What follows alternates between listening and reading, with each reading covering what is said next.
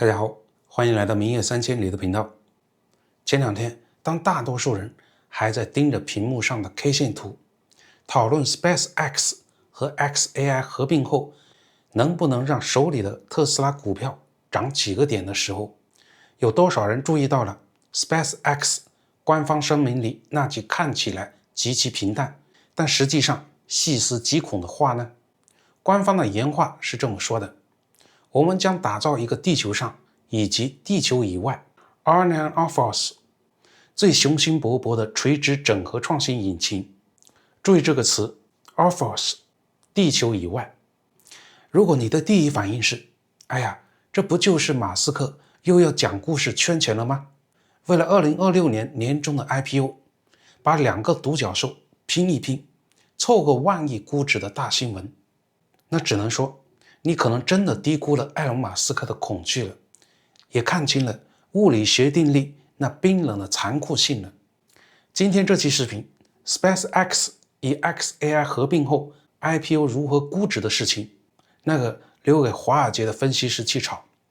今天我要帶大家去看一個可能被很多人忽略的真相。我在翻閱內達華州的商業註冊文件時，發現這次合併後的新實體既然用了一個非常奇怪的代號 K2。K2 是什麼呢？喬戈里峰？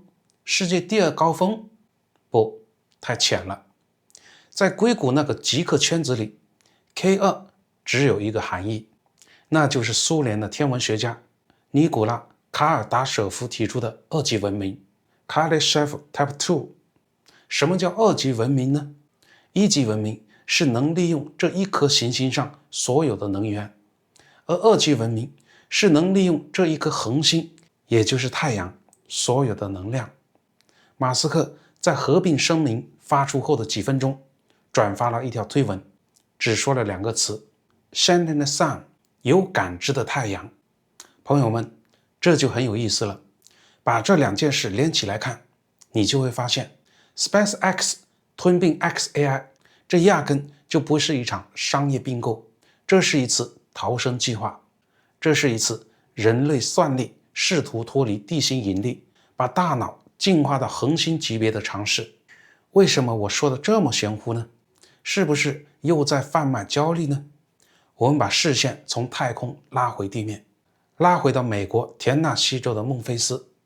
上期視頻中我們提到，馬斯克只用了122天建成了目前世界上最大的 AI 集群 Colossus， 那裡目前有55萬顆 GPU 在運行着，今年底更是要達到100萬顆 GPU， 這聽起來是不是很威風呢？但你們不知道的是，這頭巨象現在正面臨着被餓死的風險。我找來了一份第三方出具的全球能源互聯網研究報告，裡面的數據簡直讓人頭皮發麻。你知道光是為了餵飽這頭巨象，為了給這數十萬張顯卡散熱， xAI 一年要消耗多少水嗎？50億加侖，約等於2000萬立方。這是什麼概念呢？這相當於大概8000個奧林匹克標準游泳池的水量，或者說這幾乎要抽乾當地的一個中型水庫。你以為雲端是輕飄飄的嗎？不，雲端是沉重的，它是濕漉漉的。在孟菲斯，當地的居民已經炸鍋了，巨大的涡轮風扇發出的低頻噪音，就像有一架波音747在你家門口永遠不熄火一樣。環保組織、當地社區天天在抗議，監管機構的罰單像雪片一樣飛來。但這還只是水的問題。上期視頻裡也提到，數據中心的建設更要命的是電。在硅基生物的世界裡，算力就是能量。我們現在的 AI 模型參數量每幾個月就翻一番，這叫摩爾定律。但是我們地球上的電網擴容速度呢？那是線性的，甚至可以說是爬行的。報告裡預測，到了2030年，僅僅是為了滿足美國 AI 算力的增長，美國電網將面臨至少44 G 瓦的供需硬切口。44 G 瓦是什麼概念呢？這相當於要新建40座大型核反應堆，或者是把三峽大壩的發電量再翻個倍。你想想看，在現在的美國，想建一條新的輸電線都要扯皮5-6年，你要在4年內搞出40個核電站，這根本就是天方夜譚。這就是所謂的地球算力牆，這堵牆是物理學砌起來的。在地球表面，我們面臨着雙重的物理鎖死。第一，能源霍起的锁死，太陽能板在地球上要受大气层削弱，要受昼夜交替的影響，效率低得可憐。第二，也是最致命的，熱力学的锁死，芯片只要計算就會發熱，發熱就得散熱。在地球上，散熱意味着你得用空調，用冷水机組，這本質上是什麼呢？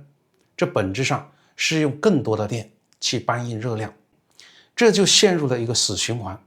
為了算得更快，你需要更多的電；為了不把芯片燒壞，你又需要更多的電去制冷。結果就是，原本應該用來計算的能量，有一半都被浪費在了讓機器別燒着這件事上。而且，地球本身就是個大溫室，環境溫度本來就高，你往哪裡散呢？你只能往大氣裡排熱，往河水裡排熱，最後搞得天怒人怨。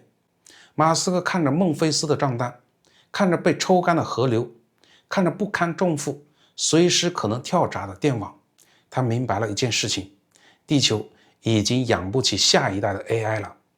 現在的 Grok 4可能還能在地球上勉強的擠一擠，那即將發布的 Grok 5呢？未來的 Grok 6呢？當我們要訓練一個比現在大100萬倍的模型時，難道我們要把整個密西西比河的水都抽乾來給芯片洗澡嗎？所以擺在馬斯克面前的只有2條路，要麼停下 AI 進化的腳步，等着電網慢慢的升級，要麼換個地方玩。去哪裡呢？抬頭看，在距離地面500公里的軌道上，情況完全不同。但在我們飛向太空之前，還要算一筆極其現實的經濟賬。畢竟，馬斯克不僅是個夢想家，更是一個精明的資本家。如果發射火箭很貴，那上面說的一切都是廢話。哪怕地球電費再貴，也比1公斤幾萬美元的發射費便宜。但是那個叫星艦的大家伙改變了一切。我看到了這份報告裡做了一個非常精彩的剪刀差分析，叫做 TCO 翻轉點。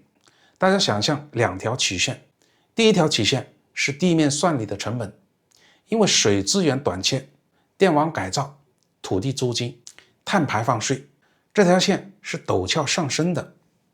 第二條曲線是太空部署的成本，隨着星艦技術的成熟，發射成本正在斷崖式的下跌。報告預測，最快在2028年，最晚到2030年，這2條線會發生歷史性的交叉。也就是說，到了那個時間點，把你家的服務器裝進火箭，打到天上去運行，把算好的數據傳回來，這整個流程的總成本，竟然會比你把它插在地球上的插座上還要便宜。這聽起來是不是有點反直覺呢？你會問，發射不要錢嗎？確實，現在看起來還很貴，但報告裡給出了一個關鍵的數據：當星艦的發射成本逼近每公斤500美元的時候，這個基點就來了。這就像當年光伏產業一樣，一旦跨過了那個評價上網的臨界點，爆發就是一瞬間的事。所以 SpaceX 吞併 xAI 不是馬斯克的腦子發熱，而是他提前看到了這個翻轉點。他要在2026年先把坑占住，把技術路線跑通。那麼問題來了，既然太空這麼好，為什麼以前沒人幹呢？微軟、Google、亞馬遜這些巨頭難道是傻子嗎？他們養了那麼多的科學家，難道算不明白這筆賬嗎？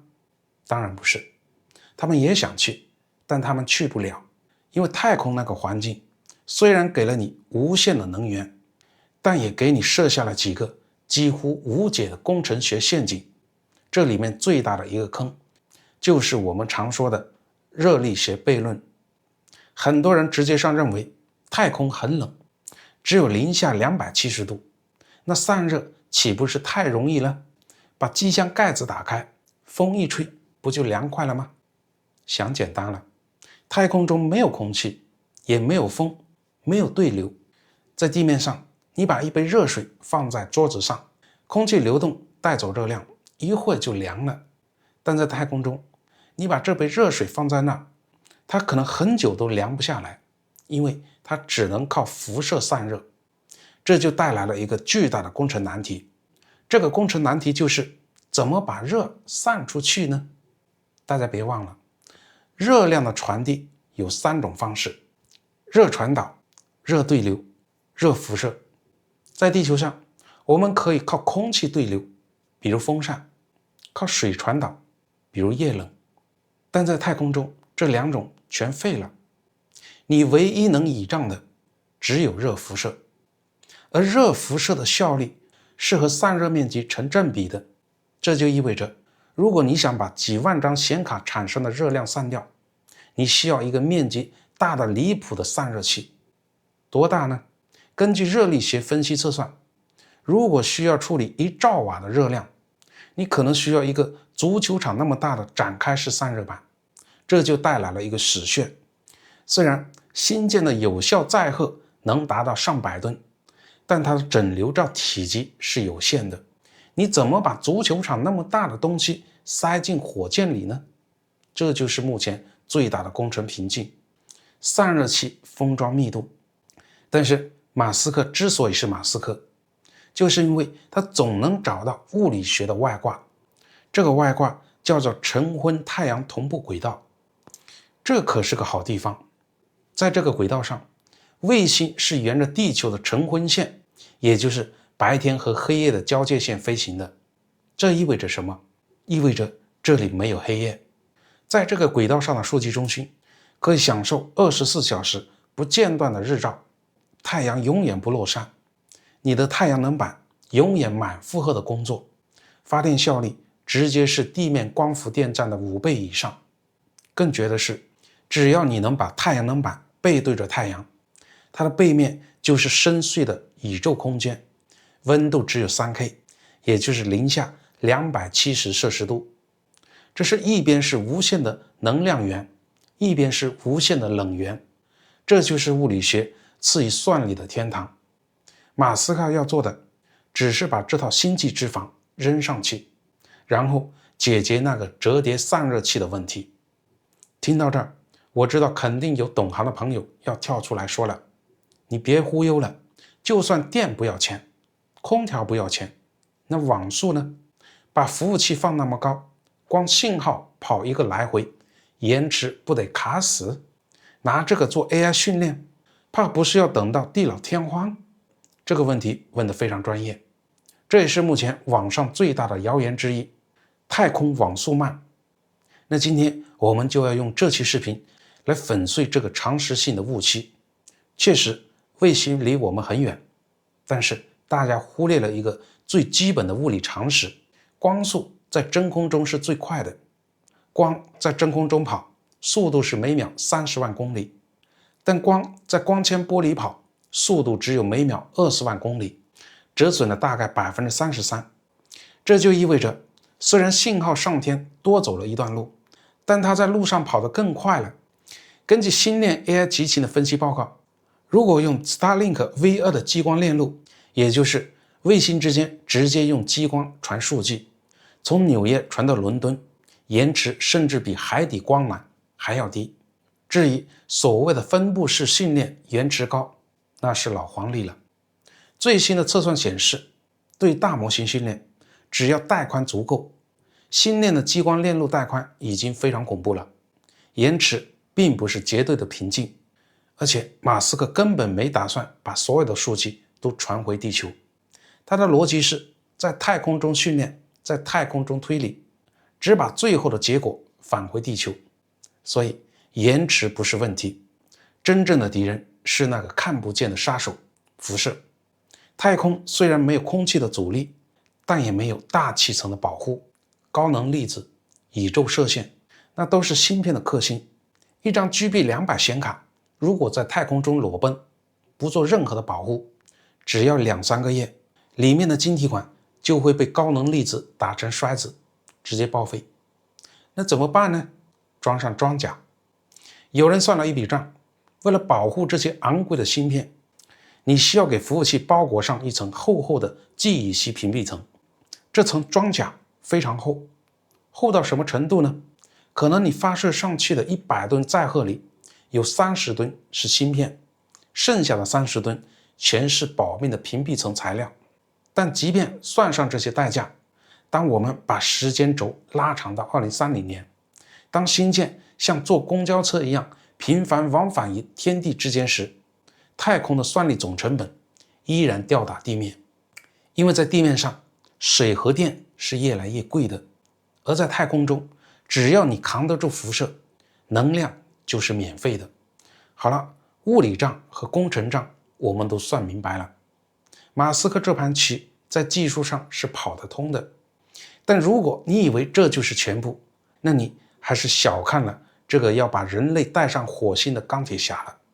這次合併在資本市場上引起了地震，華爾街給出了一個讓人窒息的估值，1.5萬億美元。憑什麼呢？現在的 SpaceX 估值大概是8000億 ，xAI 估值幾百億，加起來也不到1萬億啊。那多出來的幾千億，難道是泡沫嗎？當然不是，這多出來的部分叫做協同溢價，或者用更高級的詞說，叫做物種進化的紅利。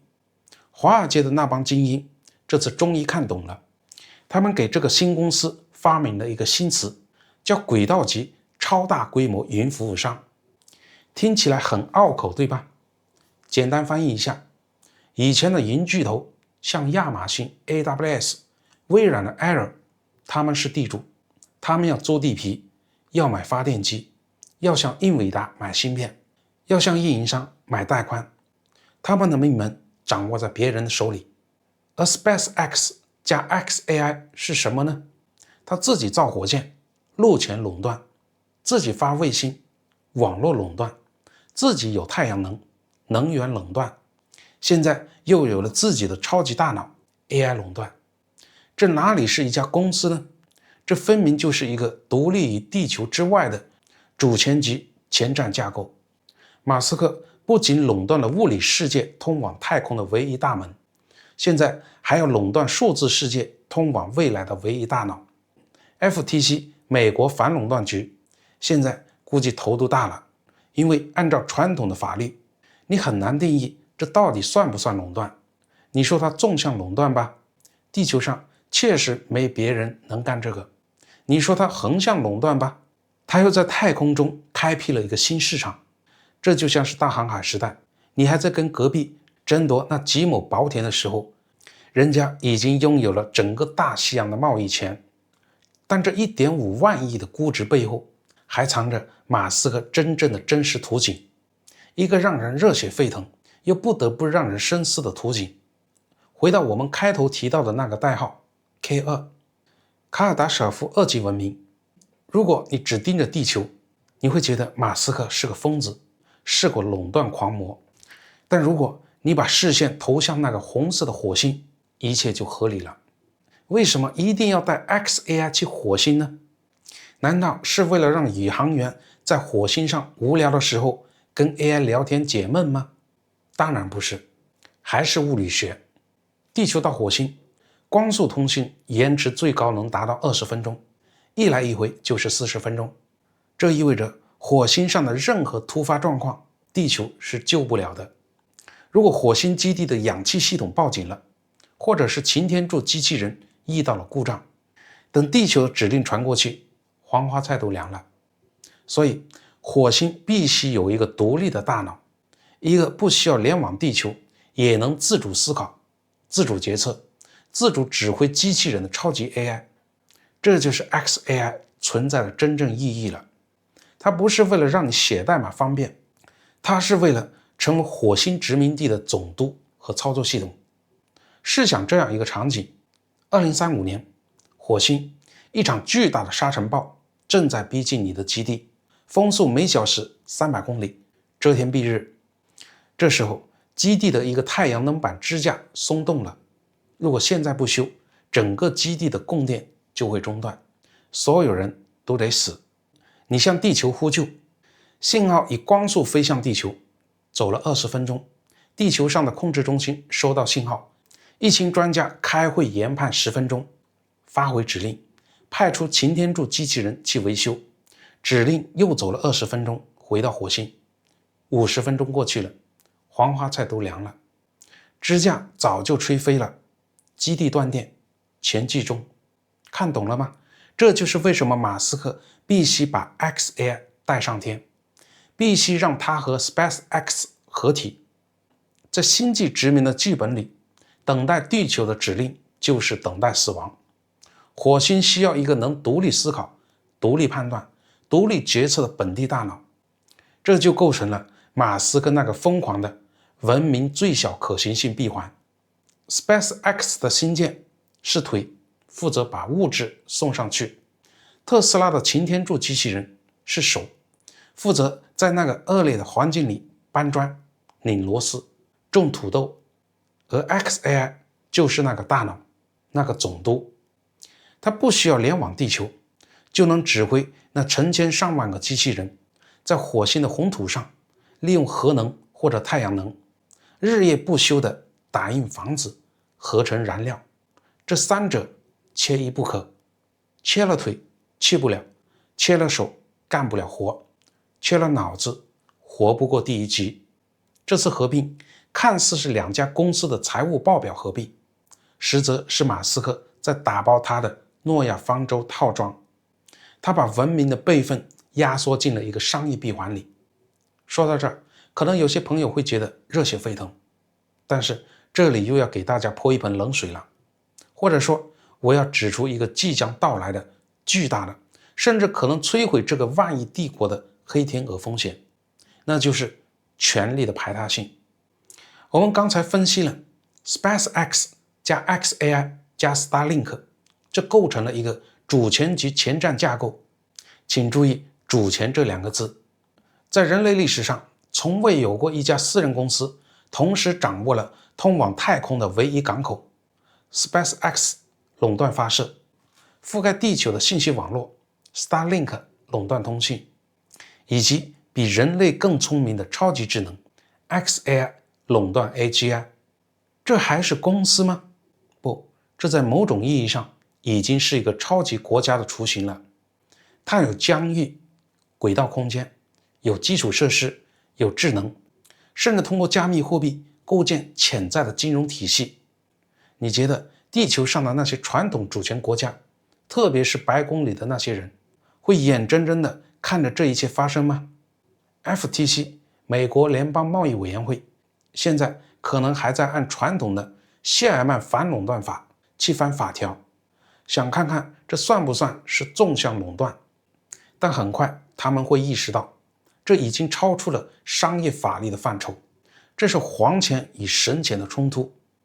當一家公司能決定誰能上天，誰能用算力，甚至能決定人類文明備份的鑰匙掌握在誰手裡時，它就已經構成了對傳統國家主權的挑戰。